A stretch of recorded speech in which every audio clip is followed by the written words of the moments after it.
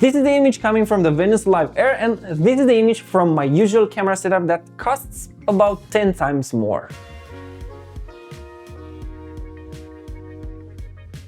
Alright, so check this out. This is the Venus Live Air from Hollyland. And if you're a content creator, streamer, or just someone who wants better looking live streams without complicated setups, well, this thing has a lot going for it. This is not a webcam.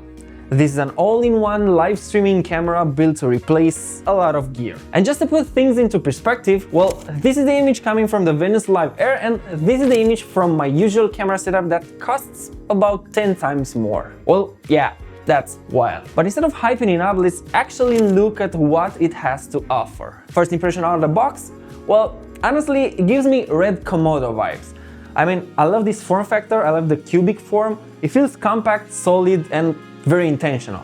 Lightweight, but definitely high quality. It's also clearly designed for long sessions, which matters for a lot of streamers. This thing is built to stay cool even during extended use. And when I mean extended use, I mean 24 hours, 7 days a week. On the front, you've got a flip out screen, and my honest opinion, I would have loved it to rotate and not just flip, like on Sony cameras, but to be honest, at the same time, at a fraction of a cost of a mirrorless kit, not just the camera with the lens and everything, well, it does the job perfectly. Around the back, you've got a great solid selection of ports, like everything you need. HDMI out, LAN port for solid internet connection, a USB-C to connect it to a computer, a USB-C for microphones or wireless lavaliers such as the one that I'm wearing right now, the Hollyland Lark Max 2, and a 3.5mm jack for audio input such as this microphone right here, and most importantly, this DC power port that has a thread, so it's nice and secure every time you plug it in, so you don't accidentally pull out the wire while you're streaming. And this is the key.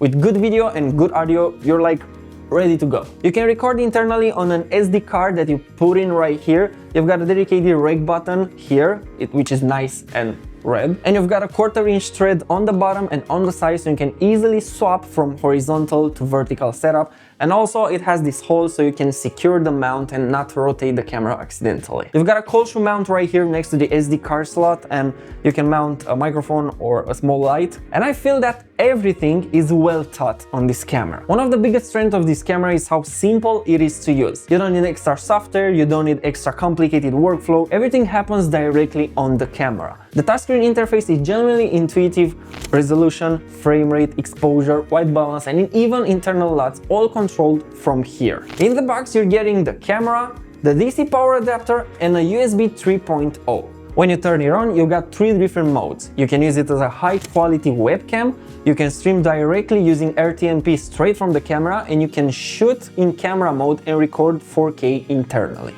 And yes, you can stream in 4K. In my testing, the connection has been very reliable. No drop frames, no noticeable lag, no issued mid-stream. In camera mode, you can let it handle everything automatically or take full control and adjust exposure, ISO, shutter speed, white balance, and much more. There's face priority autofocus, which is great when you move or talk with your hands like I do all the time, and the background separation is really nice for streaming and talking head videos.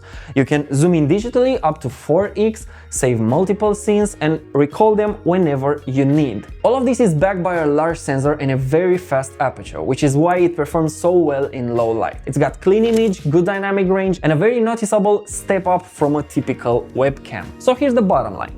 If you want a better looking live streaming, talking head content like I'm doing right now without spending 10 times more on a mirrorless setup, without capture cards, overheating, messy workflows, well, this makes a lot of sense. But keep in mind, it's not battery powered, it doesn't have stabilization, and it's not meant to be an on-the-go camera. This is a stationary workhorse. You set it up, you hit record or go live, and focus on the content. So I guess this is it. Hit the like button if you want to see more videos like this, subscribe if you haven't already, and I'm CBI, and I'll see you in the next one.